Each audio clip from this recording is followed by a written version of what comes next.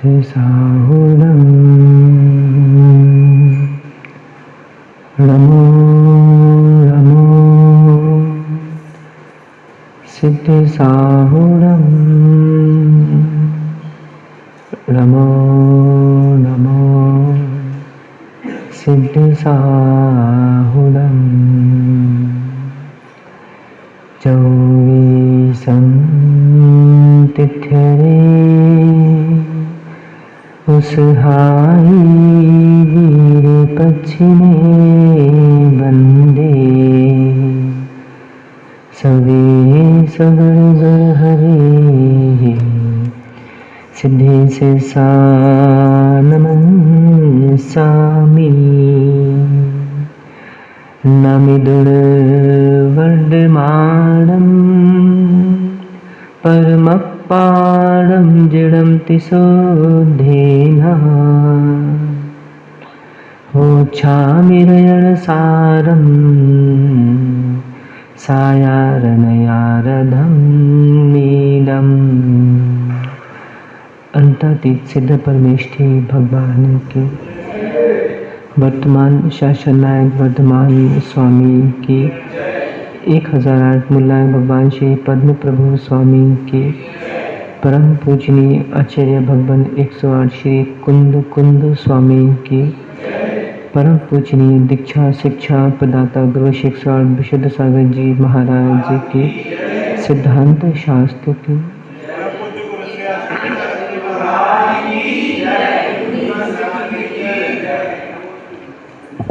भक्तों, हम सभी श्री पद्म प्रभु स्वामी के श्री चरणों में शिव श्री की प्राप्ति के लिए श्री जिन देशना का श्रवण कर रहे हैं। जीवन का कोई सार है तो वह रहन सार है। इसकी प्राप्ति जिसने की है, निर्वाण की प्राप्ति उसने की है। आचार्य कुंद कुंद स्वामी जो कि भगवान महावीर स्वामी के बाद गौतम गर्धर, उसके बाद जिनका नाम लिया जाता है मंगलम भगवान वीरो, मंगलम गौतमो गणी, मंगलम कुंद कुंदाद्यो जैन धर्मोस्तु मंगलम। कुंद कुंद स्वामी सच उन्होंने जीवों की रक्षा के लिए अनेकानेक सूत्र प्रदान किए। व्यवहार पक्ष पे भी उनकी लेखनी चली, निश्चय पक्ष पे भी उनकी लेखनी चली। बहुत से ऐसे अज्ञानी वक्ता इस संसार में हैं जिन्होंने कुंद कुंद स्वामी को निश्चयाभासी कहा। उनसे मैं कहना चाहता हूँ कि अभी लगता है आपने कुंद कुंद स्वामी के पूरे ग्रंथों को अच्छे से अध्ययन नहीं किया। उन्हीं का जो महान ग्रंथ समय साजी है, उसी में अपन देख रहे हैं कि एक और यदि कुंद कुंद स्वामी निश्चय पक्ष की गाथा को कहते हैं तो तुरंत दूसरा पक्ष वहाँ पे वह प्रस्तुत करते हैं। यहाँ भी जो ब्रह्मण्य साजी ग्रंथ है, यहाँ भी कुंद कुंद स्वामी ने सबसे पहले श्रावक धर्म की व्याख्यान किया।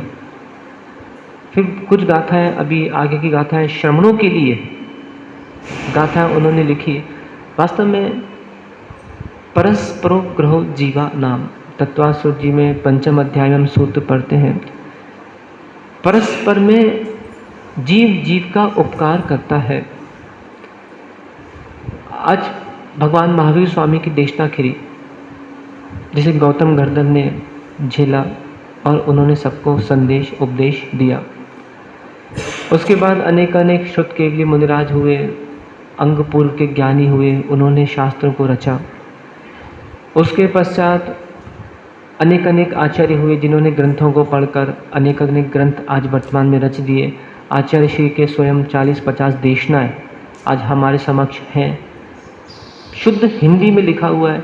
सारे श्रावकों को आज के समय में चिंता करने की बात नहीं है।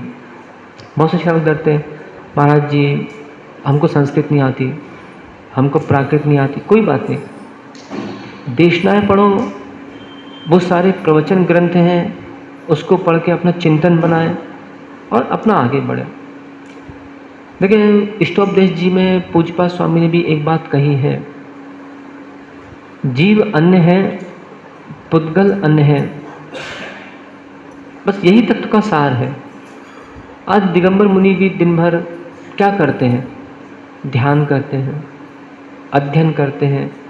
और देखा जाए तो अभी तत्वास सूत्र जी का अपन लोगों ने वाचन किया है, उसमें आपने देखा है 5 आस्तिकाएं, 6 द्रव्य, 7 तत्व, 9 पदार्थ। इसके बाहर क्या है? आज देखें, जिन ग्रंथों से हम ग्रंथ मिलाते हैं तो बहुत सारे ग्रंथों में एक ही व्याख्यान होता है, पर फिर भी दिन में 4-4 समय दिगंबर मुनिराजों के लिए स्वाध्याय के लिए कहा गया। क्यों? कोई बात नहीं, सुबह आपने स्वाध्याय किया, आपका मन अस्थिर हो गया, दोपहर में करो। दोपहर में स्वाध्याय किया, आपका मन अस्थिर हो गया, शाम को करो। रात्रि में स्वाध्याय के निवृत्त हो गए, आपको सोते समय कहीं स्वप्नों में आपने यहाँ वहाँ दर्शन कर लिया, यहाँ वहाँ आपको किसी भी प्रकार के दर्शन अनेक प्रकार के होते हैं, मन आपका अस्थिर हो गया, आप सुबह उठ के सबसे पहले फिर स्वाध्याय करो।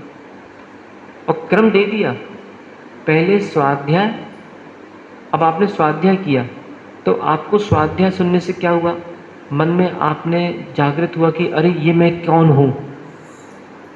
ये कुल मिला के मेरे सामने जो रखा है इसका नाम है दर्पण, शीशा। जैसे एक दर्पण में व्यक्ति चेहरा देखता है और मलिनता उसके चेहरे में दिखती है, उसे पूछ लेता है। ऐसे क्या क्रम दिया है? पहले करो स्वाध्याय, पवन भाई।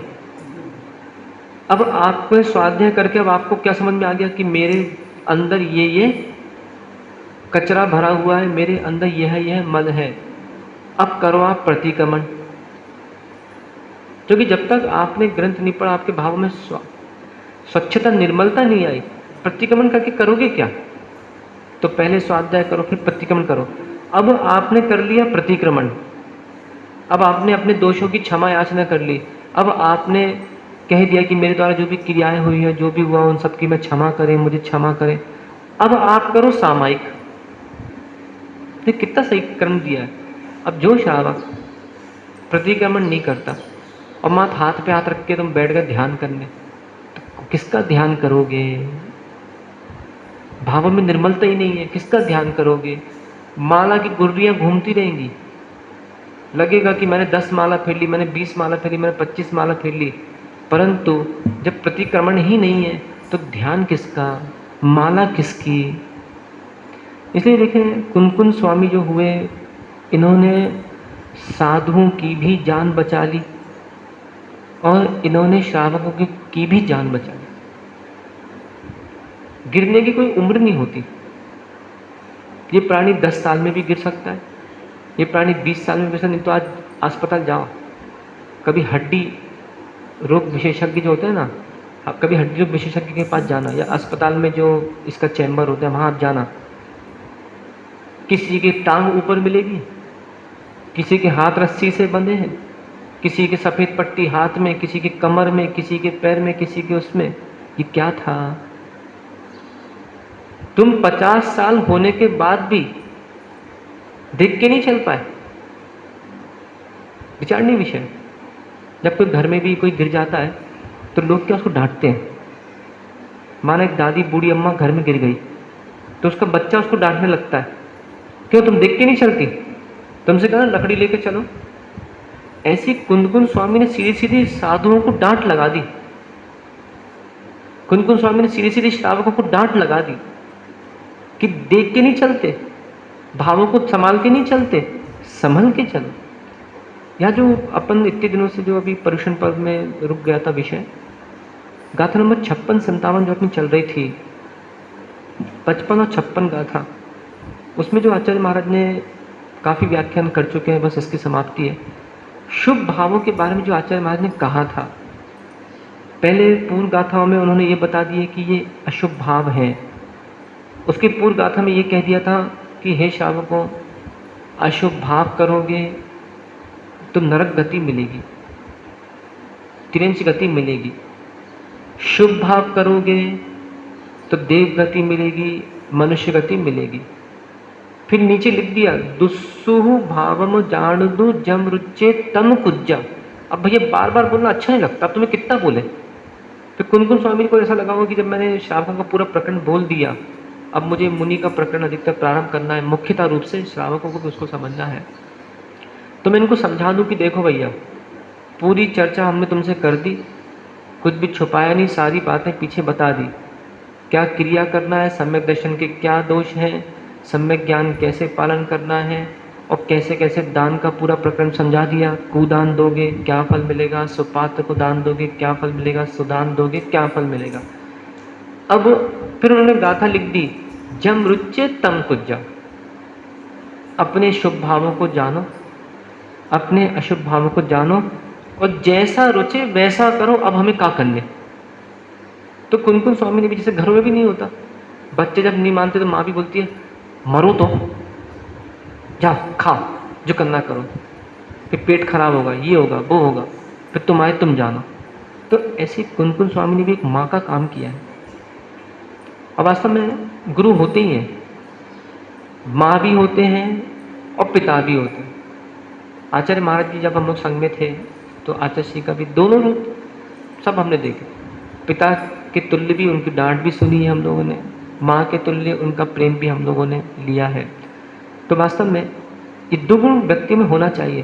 तो यह कुनकुन स्वामी जो थे, उन्होंने माता पिता का पूरा कर्तव्य निभाते हुए कहीं कहीं ग्रंथों में लाड़ भी दिया है, और कहीं कहीं ग्रंथों में सीधे सीधे गाथाओं से ताड़ा है सीधा सीधा। पीछे कितनी सारी गाथा मैं पढ़ चुका हूँ। यहाँ पे जो शुभ भाव के अपना अंत बचा था, आचार्य महाराज ने कह दिया था, 6 द्रव्य 5 आस्तिका 7 तत्व 9 पदार्थों में, बंध मोक्ष में, बंध के कारण आश्रम में, संबर में, वार्षाणु फेंक के 12 अनुप्रेक्षा, इसका वर्णन उस समय अपना चलना था। रत्नत्रय में यानी सम्यक दर्शन, सम्यक ज्ञान, सम्यक चारित्र में, आर्य श्रेष्ठ कर्मों में। अब देखो आज भले कहा जाता है कि हम जैन कुल के हैं, हम उच्च जाति के हैं, उच्च कुल के हैं, पर जैनियों में जितने ज़्यादा सब्जी मंडी में जो जैनियों के द्वारा आलू प्याज बिक रहा है, मतलब लिया जा रहा है, बैंगन भटा खाया जा रहा है, रात्रि भोजन खाया जा रहा है, तो ये सब चीज़ों से क्या हो रहा है। आचार्य ने कह दिया कि देखो भले तुम आर्य हो पर काम तुम्हारे मिलेच्छ के हैं। श्रेष्ठ कर्मों में अर्थात आर्य श्रेष्ठ कर्म करो, दया आदि सब धर्मों में। तो 10 धर्मों के अभी प्रवचन सबने सुने ही हैं, डॉक्टर साहब ने प्रवचन दिए, सुकुल सागर ने कुछ प्रवचन दिए, तो 10 धर्मों की व्याख्या मुझे दोबारा यहाँ करने की आवश्यकता नहीं, ऐसा समझ रहा हूँ मैं। इत्यादि वट्टई, इनमें प्रवृत्ति करना ये शुभ भाव होता है। अब ज़्यादा किसी से पूछने की जरूरत नहीं है कि हे महाराज हमारा कल्याण होगा कि नहीं, स्वयं देख लें। उत्तम क्षमा भाव है तो ये शुभ भाव हो गया। दिन भर चढ़े रहते हो, दिन भर भौहें चढ़ी रहती है, दिन भर तूफान आता है, सांसें तीव्र फूल रही हैं, तो समझना मेरा अभी अशुभ भाव चल रहा है। यदि उत्तम मार्दव धर्म है, क्षमा मान कसाय कम हुई है, तो समझना मेरा शुभ भाव है। और यदि ऐसा लग रहा है कि नहीं हम क्यों झुके हम क्यों झुके, तो समझना अभी मैं अहंकारी मानी हूँ, मेरा अशुभ भाव चल रहा है। यदि जीवन में सरल परिणाम आ रहे हैं, अपने स्वयं द्वारा माया के द्वारा ये पता पड़ रहा है कि मैंने माया की है, सरलता आ गई, तो समझना ठीक है अभी आपका शुभ भाव बदल गए। सुचिता आदि जितने भी धर्म हैं, इनके विरोधी धर्म, अपने जीवन इसलिए मैं कहता हूँ विरोधी बनो। अपन पप्पू डॉक्टर विरोधी बनो, अभी अपन विरोधी नहीं बने। अपन ने क्या करने लग गए, संसार में रहकर अड़ोसी के विरोधी बन गए, पड़ोसी के विरोधी बन गए, कहीं उससे लड़ने लग गए, कहीं उससे बैरभाव धारण कर लिया। ये उस समय अपने आप को संबोधन दो, जब क्रोध कषाय चढ़ रही हो उस समय संबोधन दिया करो, विरोधी बनो, यानी क्रोध का विरोधी क्षमा को धारण करो। इसलिए मैं कह रहा हूँ श्रावकों से विरोधी बनो। और वैसे देखा जाए तो श्रावक तो साधु के विरोधी होते ही हैं। देखो ना, साधु कपड़े रहित और श्रावक कपड़े सहित, तो विरोधी कहलाए कि नहीं कहलाए। तो इसलिए विरोधी बनो, साधु का रूप अपनाओ। देखिए एक समय रहता है, कोई बात नहीं, मैं आपको 2 मिनट के लिए आगे अपन को जो गाथा पढ़ना है 57 नंबर की, इसके 2 मिनट के मैं कुछ दृष्टांत बता दूँ। अंजन चोर को ग्रहण कर लो आप। एक समय पहले वो चोरी कर रहा था, अंजन चोर, और जैसे ही उसके भाव बदले, शुभ भाव हुए, और जैसे उसके शुभ भाव हुए कि वही अंजन चोर कैलाश पर्वत से मोक्ष चले गए। विचारणीय विषय। आज आप उनका उदाहरण ले लो, रावण का। रावण का जब भाव अशुभ था तो उस समय वह जीव नरक में अभी है, और कैसे शुभ भाव की तीर्थंकर प्रकृति का बंद किया, अगले भव में आके तीर्थंकर बनेंगे। गिरने की कोई उम्र नहीं, उठने की कोई उम्र नहीं। आज 3 प्रकार की आत्माएं इस धरा पर है। एक आत्मा का नाम है अंतरात्मा, दूसरी आत्मा का नाम है बहिरात्मा, और तीसरी आत्मा का नाम है परमात्मा। तो परमात्मा तो संसार में नहीं है, वो संसार अतीत हो गए, स्याद। अनंत परमात्मा भी संसार ही कहलाते हैं, क्योंकि उनके 4 कर्म शेष हैं। अब यह संचित अपने आप को विचार करने की बात है, अपने स्वयं में विचारना है कि एक जीव शरीर आत्मा को भिन्न भिन्न मानकर साधना कर रहा है, और एक जीव ये विचार रहा है कि यह शरीर मेरा जीव है, यानी शरीर जो है वो हम मैं हूँ, और साधना कर रहा है। आचार्य कुनकुन स्वामी यहाँ पे जो गाथा नंबर 57 में कह रहे हैं कि बहिरात्मा की चर्या क्या होती है। आज देखते हैं हम एक छोटा सा दृष्टांत में जो कथानक आता है उसका छोटा सा दृष्टांत दे देता हूँ मैं, फिर आगे चलते हैं अपन। एक सेठ जी थे, तो उनको कहीं बाहर जाना था, और एक व्यक्ति जैन साधु की बहुत बुराई करता था, और अष्टानिका का पर्व था, बहुत प्रसिद्ध कथानक है, बहुत समय प्रवचनों में मुनिराजों के द्वारा, विद्वानों के द्वारा दिया जाता है। प्रकरणवश मैं भी इसको यहाँ ग्रहण कर रहा हूँ। सेठ जी ने सोचा कि ये साधुओं की बहुत बुराई करता है, इसको एक काम करें, इसको मैं कहीं ना कहीं इसको इसी से समझाना पड़ेगा। जैसे विष्णु कुमार मुनि थे, वो चाहते तो धरणीधर पर्वत से ही हाथ फैलाकर, और किसको, कौन था वो, बलि मुनि, बलि जो मंत्री था, राजा के रूप में हुआ था, उसको उठा के फेंक देते, पर उन्होंने ऐसा नहीं किया। उन्होंने सोचा कि छलिया को तो छल से ही मात करना श्रेष्ठ है। तो ऐसे ही वो सेठ जी ने क्या विचार किया कि ये साधुओं की निंदा करता है, अब मैं इसको मैं छल से इसको फल देता हूँ, इसको मैं। उसने उससे कहा कि देखो भाई, अष्टांगिका का पर्व चल रहा है और मैं बाहर जा रहा हूँ, तुम्हें मेरे साथ चलना होगा, मैं तुम्हें इतने मोहरे दूंगा, और मैं जो कहूँगा वो तुम्हें करना पड़ेगा, और तुम्हें मैं 8 दिन तुम्हें मेरे साथ रहना पड़ेगा, क्योंकि मेरा नियम है साधु को आहार दिए बिना मैं भोजन नहीं करूँगा।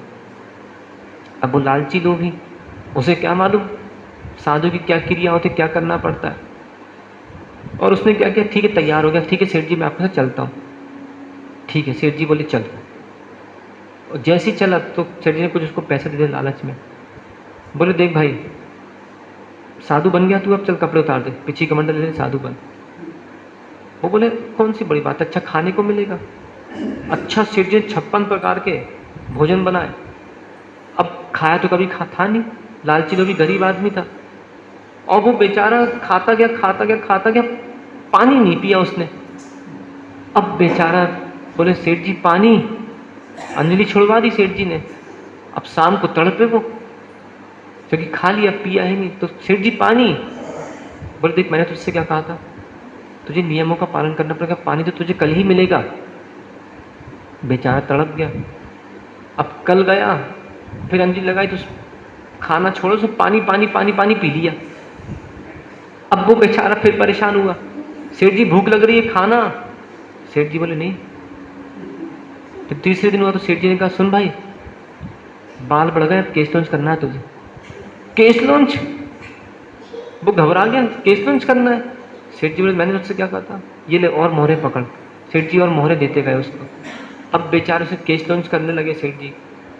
उसने बेचारे ने हाथ जोड़े, बोले सेठ जी मुझे क्षमा करना, मुझे नहीं पता था कि इतनी कठिन साधना होती है, आपकी मोहरें पकड़ो और कुछ चाहिए तो मैं अपनी तरफ से दे दूं, मुझे पीछा छुड़ा, मुझे घर जाने दो। तो क्या होता है कि एक जीव कब परिवर्तन भावों का हो जाए कोई निश्चित नहीं।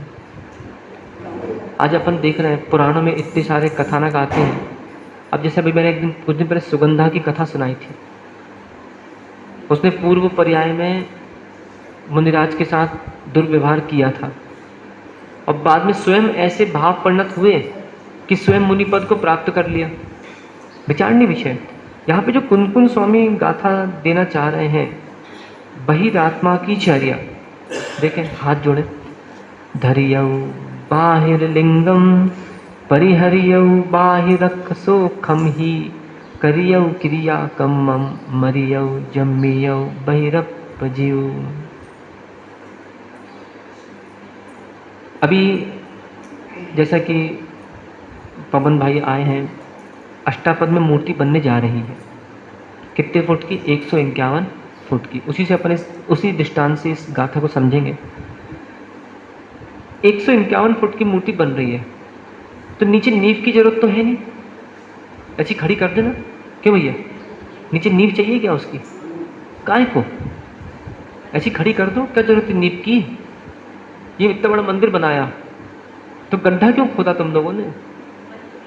पिलर नीचे क्यों की? ऊपर से खड़ी कर देते। सुमेरु पर्वत 1,40,000 का जितना सुमेरु पर्वत है, जितना भी, इतना और अपन देखेंगे ग्रंथों में, उसकी नींव कितनी है? इसकी नींव कितनी है मूर्ति की? 120 फुट की नींव खुदेगी पहले और फिर उसके बाद 151 फुट की मूर्ति खड़ी होगी। क्या जरूरत है? इससे क्या समझ में आ रहा है? जितनी गहरी या जितना वृक्ष की जितनी गहरी जड़ होगी, वृक्ष उतना ही विशाल होगा। जितनी नीचे गहरी नींव होगी उतना ही मकान मजबूत बनेगा। अब आज श्रावकों को देखा जाए तो नींव मजबूत है नहीं है और मकान बनाना चाह रहे हो, कैसे मकान खड़ा होगा? यदि नींव यदि मजबूत रखना, उसका नाम है सम्यक दर्शन। आचार्य परमेष्ठी का जब हम गुणगान करते हैं, संस्कृत आचार्य भक्ति जब हम पढ़ते हैं, पूज्यपाद स्वामी के द्वारा पढ़ी हुई, उसमें लिखा है सम्यक दर्शन मूलम ज्ञान चारित्र शाखाढ्यम मुनिगण विघा कीर्णा माचार्यम माँ ध्रुवम वंदे। कि किनको मैं नमस्कार कर रहा हूं? जिनका सम्यक दर्शन मूल है। मूल मतलब जड़, क्योंकि यदि जड़ नहीं होगा तो मकान खड़ा नहीं हो सकता। चारित्र, जिनकी शाखाएं हैं। और क्या लिखा है? मुनिगण विघा कीर्णा, मुनिगण पक्षी की तरह उस पेड़ पे लहरा रहे हैं, उस पेड़ पे बैठ रहे हैं। ऐसे आचार्य परमेष्ठी को मैं नमस्कार करता हूँ। अब विचार करें, आचार्य समन्वय स्वामी ने भी सम्यक दर्शन को खेवटिया के समान कहा है। खेवटिया समझते हो ना? क्या खेवटिया मतलब? क्या नाव? ठीक है, जैसे ठीक है, नाव चलाने वाला। ठीक, महापुराण में या जिन आदि पुराण में सम्यक दर्शन को यांग की उपमा दी है। एक व्यक्ति को समुद्र पार करना है और कहता है नहीं मैं नाव में नहीं जाऊंगा, मुझे समुद्र पार करा दो। बाहों में इतनी दम नहीं है, अरे थक गए, दम अभी कम है। अभी देखो ना, हमारे जैनी भाई स्वतंत्रता दिवस मना रहे हैं। महाराज जी थक गए, 10 दिन तक तीनों भाई का स्वतंत्रता दिवस चालू हो गया। नहीं, सही भी है। वास्तव में 3 प्रकार के डे होते हैं। मैं थोड़ा सा इंग्लिश में 3 शब्द बोल देता हूँ। एक होता है फुल मून डे, एक होता है हाफ मून डे और एक होता है नो मून डे। जिसको नहीं पता वो ध्यान से सुन ले। फुल मून डे को तो बोलते हैं पूर्णमासी, हाफ मून डे को बोलते हैं अष्टमी और नो मून डे को बोलते हैं अमावस्या। अभी देखो ना, जैसी अनंत चतुर्दशी पूरी हुई या पूर्णिमा का जुलूस निकला तो छत पे काली घटा छा गई, अंधेरा आ गया क्योंकि पूर्णमासी निकल गई। ऐसे हमारे महवा के कुछ श्रावकों के जीवन में पूर्णमासी गई कि अंधेरा चालू हो गया। अब धीरे धीरे देखना, जैसे 10 दिन हो जाएंगे, अष्टमी आएगी तो चंद्रमा आधा हो जाएगा, और फिर अगली 14 आएगी तो चंद्रमा दिखना बंद हो जाएगा। ऐसे हमारे कुछ ऐसे मुखड़े महवा के, चाहे बालिका मंडल हो चाहे हमारा पुरुष मंडल हो, और महवा की बात क्या करें, ये तो पूरे देश की चर्चा है। जहाँ भी पर्युषण पर्व होते हैं, सभी जगह पर्युषण पर्व मनाए जाते हैं, देश हो चाहे विदेश हो, तो हमारे कुछ जैसे पानी गिरता है तो कुछ मेंढक टर टर टर टर करके बिल से बाहर निकलते, कुछ सांप निकलते हैं बिल से बाहर। नहीं, पर्युषण पर्वों में सांप भी निकलते, फुस करने वाले। हाँ, कुछ ऐसे महात्मा जी भी आते हैं जो मंदिरों में लड़ाई करते हैं, मंदिरों में झगड़े करते हैं। कहीं माना कि कुछ किसी से कोई बात हो गई तो कब बौखला गए, तूफान आ गया, तो ये वो सर्प हैं जो पानी गिरने से बिल से निकलते हैं, और फुंकार मार के जैसे ही पानी बंद हुआ बिल में घुस गए साहब। तो ऐसे अनेक प्रकार के लोग होते हैं। तो क्या होता है कि अभी स्वतंत्रता दिवस चल रहा है, लोगों का मुक्त हो गए। सम्यक दर्शन, श्रद्धाएं, देखो इससे क्या समझ में आ रहा है कि इनकी श्रद्धा में दोलायन गति चल रही, घड़ी का घंटा, पेंडुलम समझते हो ना, वो एक घड़ी आती है, हिलती रहती है, वो कभी बाएं जाएगी कभी दाएं जाएगी। तो इनको 10 दिन इतनी भक्ति श्रद्धा भगवान के ऊपर थी कि सुबह उठ के पहले धोती पहनते थे, भगवान का अभिषेक करते थे। कितनी पूजा करी तीनों भाई पर्युषण में, 50 पूजा कर दी भाई साहब ने। ओहो अहो आश्चर्य, 50 पूजा का पुण्य इतना इकट्ठा हो गया कि महाराज अब साल भर कुछ करने की जरूरत ही नहीं है। अब इसको मैं क्या कहूं? नहीं देखो, मुझे किसी के ऊपर आरोप देने की आवश्यकता नहीं है, क्योंकि मैं स्वयं जानता हूं, मत बोल किसी के बोल, कहीं खुल ना जाए तेरी पोल। मैं तो ये बोल रहा हूं, अपना अपना अन्वेषण करते जाओ कि 10 दिन में हम कितने बड़े भगवान के भक्त बन जाते हैं कि हे भगवान मोक्ष फल प्राप्त है, फलम निर्पामति स्वाहा, 50 बार बोल दिया। हे भगवान अष्टक्रम दना धूपम निर्पामति स्वाहा, 50 बार बोल दिया। मुझे तो ऐसा लगता है कभी कभी जो भदैया जैनी होते ना, इनको पूर्णमासी पे मोक्ष हो जाता है, लेकिन इनने 10 दिन इतनी मनोकामना करी, इतनी भावना भाई कि 10 दिन बाद भगवान प्रसन्न हो गए और बोले हाँ बेटा हम तुमसे प्रसन्न है, तुम्हें हम मंदिर से, आज से तुम्हारा मंदिर से मोक्ष हो जाएगा, अब तुम मत आना। विचार नहीं विषय। अब इसको क्या समझूं मैं, और मैं क्या स्वयं अपना अन्वेषण करूं ना? अपन तो स्वयं अपना सोचो कि हमें 10 दिन क्या हो गया था, हमारी श्रद्धा अचानक 10 दिन में कैसे बढ़ जाती है, और पूर्णमासी का हमको क्या हो जाता है, अचानक हम बिलों में क्यों छुप जाते हैं। विचारणीय विषय है। चलो मैं समझता हूँ यदि कहीं पद्म प्रभु स्वामी का समोषण महवा में आया हो, कहीं उड़ के आया हो 10 दिन के लिए, तो सब भक्तगण चलेगा, भगवान का समोषण कहीं उड़ गया हो तो इतनी बातें ना करें। पर समोषण तो वैसे का वैसे ही है, भगवान नहीं बदले, हे भक्तों तुम बदल गए और भगवान को दोष देते हो। मुझे तो बड़ा आश्चर्य लगता है कि हमारे घर में उनको खत्म होना था, हमारे घर में गरीबी आनी थी, हे भगवान आपको इतने अच्छे अच्छे फल चढ़ा दिए, हे भगवान 50,000 की साल भर दर्द चढ़ा दी और ये फल दिया हमको। जो नाराज होता है, जो किसी को प्रसन्न होता है, वो वीतरागी कैसा। अब कुछ श्रावकों की ऐसी धारणा है, कुछ इसमें नाराज से मुझे व्याख्या आ रहा है, महाराज नाराज नहीं होते, ऐसा बोलते हो ना तुम लोग, महाराज नाराज नहीं होते और जो नाराज होते वो महाराज नहीं होते। ये मिथ्या दृष्टि है जो ऐसा बोलता है, क्योंकि इसको जैन दर्शन का सिद्धांत नहीं पता मुझे लगता है। ये कहना बंद कर दो आज से, क्योंकि देखें यदि महाराज नाराज नहीं होते तो महाराज तो फिर केवली बन गए, क्योंकि क्षीण मोह अवस्था 12वें गुण स्थान में होती है। और वर्तमान में मुनिराज का गुण स्थान कौन सा है? आधा। 12 से आधा करो, 6, तो 6वां गुण स्थान है। और 6वें गुण स्थान में परिपाटी में, जैसे मैंने एक दिन कहा था, घी से उंगली जली कभी? भैया क्या नाम है?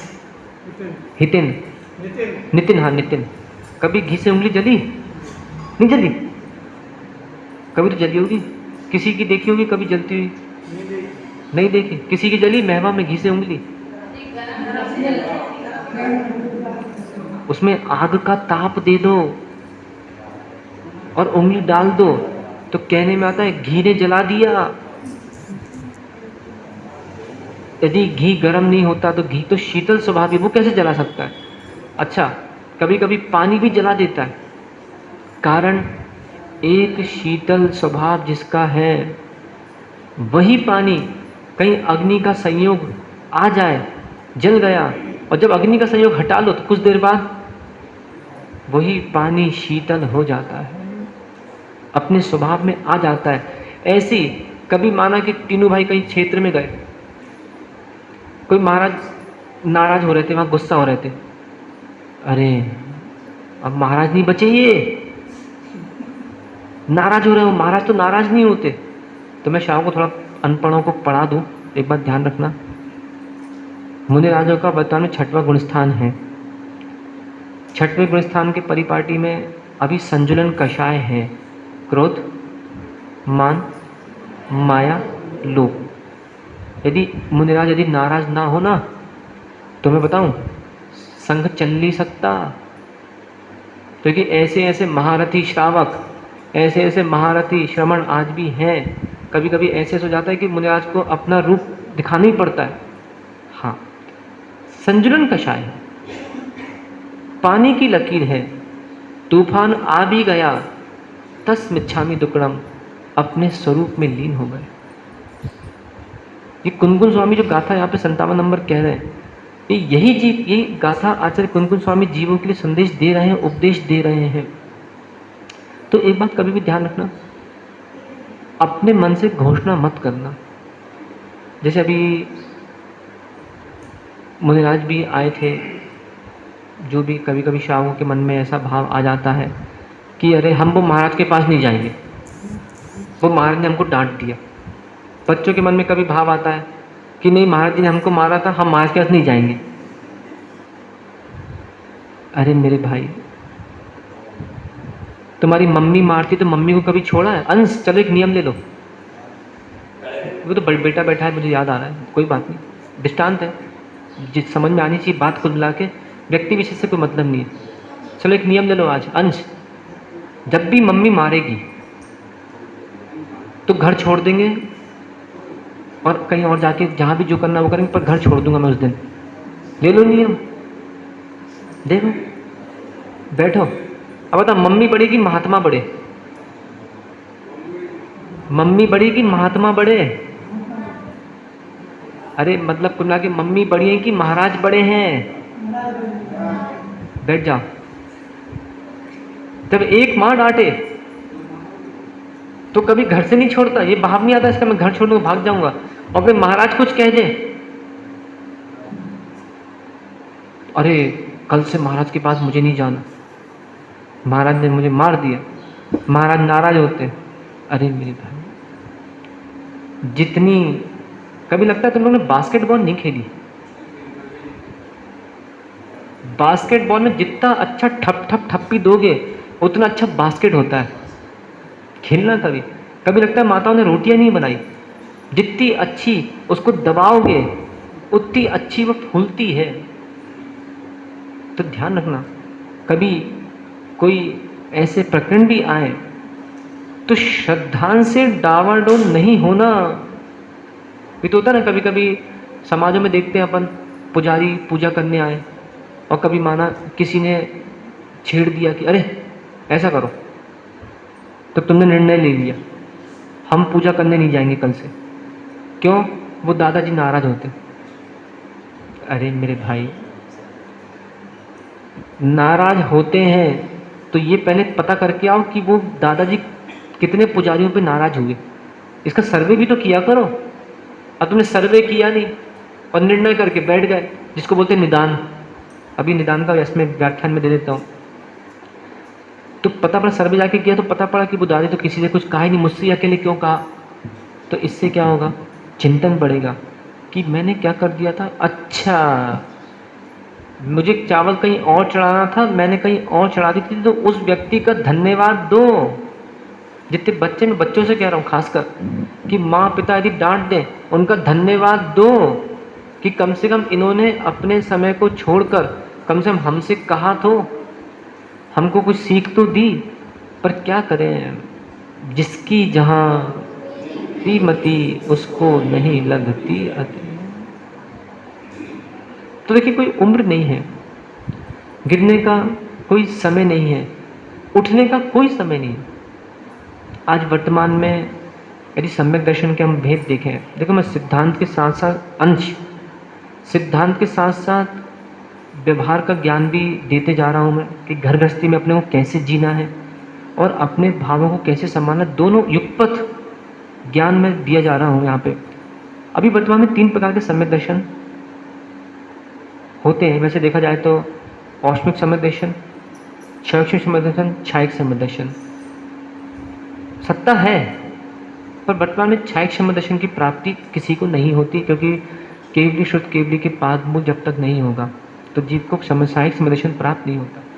वर्तमान में जो सम्यक दर्शन है उसका नाम है क्षयौष्मिक सम्यक दर्शन। और क्षयौष्मिक सम्यक दर्शन में चल दोष, मल दोष, अवगाढ़ दोष आते हैं। यदि सम्यक दर्शन में वर्तमान में ये 3 दोष नहीं आए तो मुझे प्रश्न चिन्ह लगेगा कि ये सम्यक दृष्टि है कि नहीं। देखिए, मैं श्रावकों से एक बात अवश्य कहना चाहता हूँ कि कभी भी टीवियों में भी प्रवचन सुनो, किसी भी मुनिराज के, कोई भी संघ के हो, कोई भी पंथ के हो, कोई भी पक्ष के हो, एक बात, कभी किन्हीं मुनिराजों के ग्रंथों को पढ़ो तो हमेशा 2 आंखों का ध्यान रखना, 2 दृष्टियों का ध्यान रखना। मान लीजिए इस पृष्ठ पे लिखा है, कोई व्याख्यान 70 नंबर पृष्ठ पे लिखा है, तो 70 नंबर पृष्ठ को पढ़ के हमको सर्वासर्व ग्रहण नहीं करना। पीछे 100 नंबर पृष्ठ पे भी कुछ है, उसको भी तो देख लो। बहुत से साधु वृंद आज जिनको दीक्षा लिए 20-20, 2500 साल हो रहा है, मुझे बड़ा आश्चर्य लगता है कि आपको इतने साल दीक्षा लिए हो गए और आपको 2 आंखों से देखना नहीं आता। आज देखते ना हम तो बहुत से ऐसे भी, अब क्या करूं क्या कहूं समझ में नहीं आ रहा। ऐसे विद्वान, ऐसे साधुगण आज वर्तमान में हैं जो बहुत से देशनाव ग्रंथों को पकड़ पकड़ कर और वहाँ पे एकांत पक्ष को उठा के अपने प्रवचनों में दूसरे संघों के लिए पंथवाद फैलाना, दूसरे संघों के लिए अपवाद करना, मुझे बड़ा आश्चर्य होता है। भैया, आप साधु बने थे कि हम समाज में, देश में, राष्ट्र में वात्सल्य फैलाएंगे, हम समाज में, देश में, राष्ट्र में सभी को एकता का सदुपदेश देंगे। अब आप ही जब स्वयं पंथवाद संतवाद फैलाओगे तो बेचारा श्रावक क्या करेगा। तो इसे श्रावक को देखो, जो कौन क्या कर रहा है उससे हमको कोई मतलब नहीं है। मैं तो एक सम्यक दृष्टि कि कभी भी मुनिराजों की देशना भी सुन, माना मैंने आज देशना दिया और मैंने कहा, हे महवा के उल्लुओं। अब कहीं पुत्तूलाल सोचे, अरे यार महाराज ने उल्लू बोल दी, कल से नहीं जाएंगे महाराज के पास। ये नहीं बोला कि हाँ मेरे में उल्लू के गुण हैं। जब सूर्य उगता है मैं सो जाता हूँ। ये देखो ना, टीनू को अभी भी नींद आ रही है। सूर्य उगा तो सो गया। ये उपमाएं मैंने नहीं दी, अभी मैंने पीछे कुनकुन स्वामी की गाथा आपको बोल दी कि कैसे कैसे लोग होते। कुनकुन स्वामी ने गर्धप, जैन धर्म के विरोधी जब गाथा पढ़ी थी अपन ने, पीछे प्रकरण जो आया था उसमें अपन ने क्या गाथाओं में पढ़ा था, जोग के समान, गर्धप के समान, कुक्कुर के समान और अनेक उपमाएं कुनकुन स्वामी ने दी थी। तो देखें, कोई बड़ी बात नहीं है। भाव तो ऐसे हैं, आज गिरे कल उठे, आज गिरे कल उठे। कितने गिर जाए, पर श्रद्धा से डिग ना हो पाना, क्योंकि जैसी नींव होगी मकान उतना अच्छा खड़ा होगा। आज पद्म प्रभु स्वामी के चरणों में प्रार्थना करना कि हे भगवान, मेरा जीवन कैसे ही चले, चारित्र में हीनादिकता होती रहे, परंतु हे प्रभु सम्यक दर्शन की दृढ़ता मेरी उच्चायमान हो, गुंजायमान हो।